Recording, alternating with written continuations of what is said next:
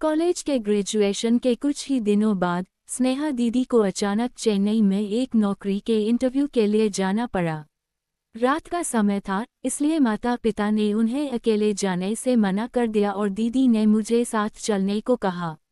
हमारी sleeper bus रात करीब 10 बजे निकली। हम एक दूसरे के बगल में बैठे थे। वह खिड़की के पास बैठी थी और मैं उसके बगल में। आगे बढ़ने से पहले मैं अपनी बहन के बारे में बता दूं। उसका नाम स्नेहा है और वह मुझसे 4 साल बड़ी है। वह दिखने में बहुत ही सुंदर है, जो भी उसे देखता है बस देखता ही रह जाता है। लोग उसके पीछे पागल थे।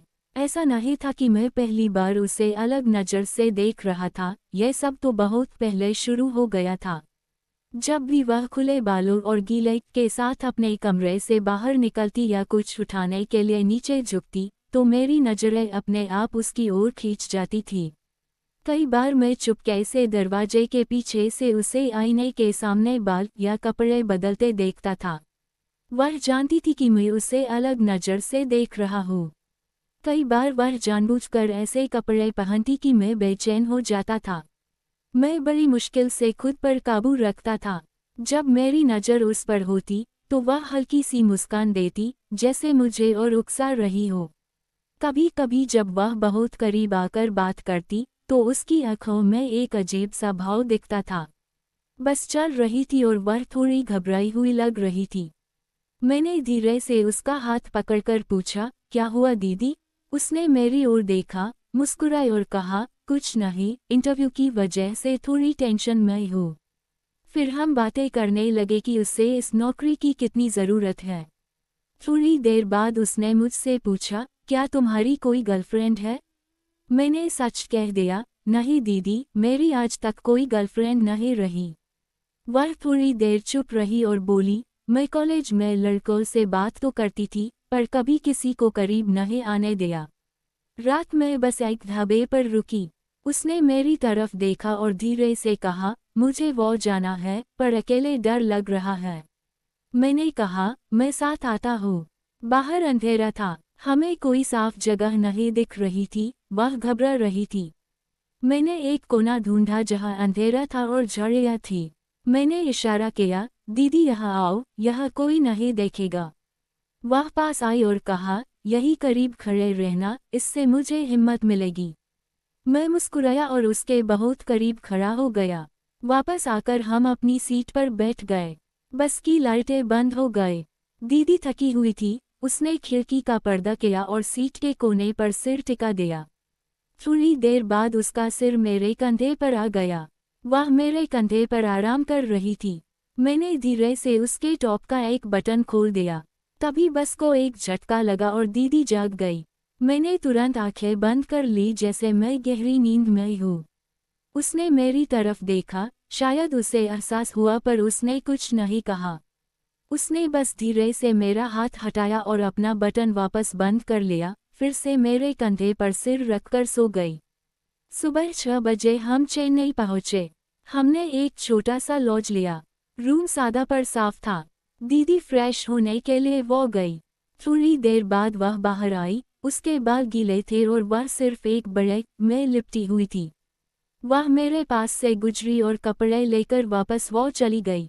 जब वह तैयार होकर बाहर आई, तो उसने काला शर्ट और सफ़ेद स्कर्ट पहनी थी।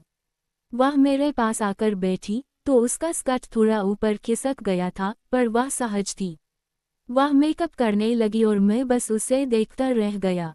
कुछ देर बाद वह इंटरव्यू के लिए निकल गई। मैं अकेला रह गया और फिर सो गया। करीब 2 घंटे बाद मैं भी नहाने गया। जब मैंने बाथरूम खोला, तो दीदी के गीले कपड़े वहाँ पड़े थे। 1 घंटे बाद दीदी वापस आई। वह थकी हुई थी। उसने आते ही अपना बैग फर्श पर रखा और बेड पर लेट गई। उसने अपनी शर्ट का ऊपर का बटन खोला और गहरी सांस ली। मैंने उसे पानी का गिलास दिया। पानी पीते हुए उसने मेरी आंखों में देखा और पूछा, कल रात तुमने मेरा बटन क्यों खोला था? तुमने ऐसा क्यों किया? मैं चुप रहा, मेरा दिल जोर से धड़क रहा था। दीदी हंसी और बोली, शांत हो जाओ, मैं गुस्सा नहीं हूँ। तुम्हारे चेहरे से लग रहा है जैसे तुमने कोई बड़ा जुर्म किया हो। मैंने सिर झुकाकर कहा, दीदी, मैं खुद को रोक नहीं पाया। उसने मुझे ओ हुए कहा, छोड़ो अब इसे, मेरी गर्दन में दर्द हो रहा है, क्या तुम मालिश कर दोगे? मैं हैरान रह गया। वह पलंग पर बैठ गई और अपनी पीठ मेरी तरफ कर दी। मैंने हिचकिचाते हुए उसके कंधे पर हाथ रखा। थोड़ी देर बाद उसने कहा, अगर अच्छी तरह मालिश करनी है तो मैं शर्ट उतार देती हूँ ताकि कपड़ों पर तेल न लगे। उसने शर्ट उतारकर किनारे रख दी।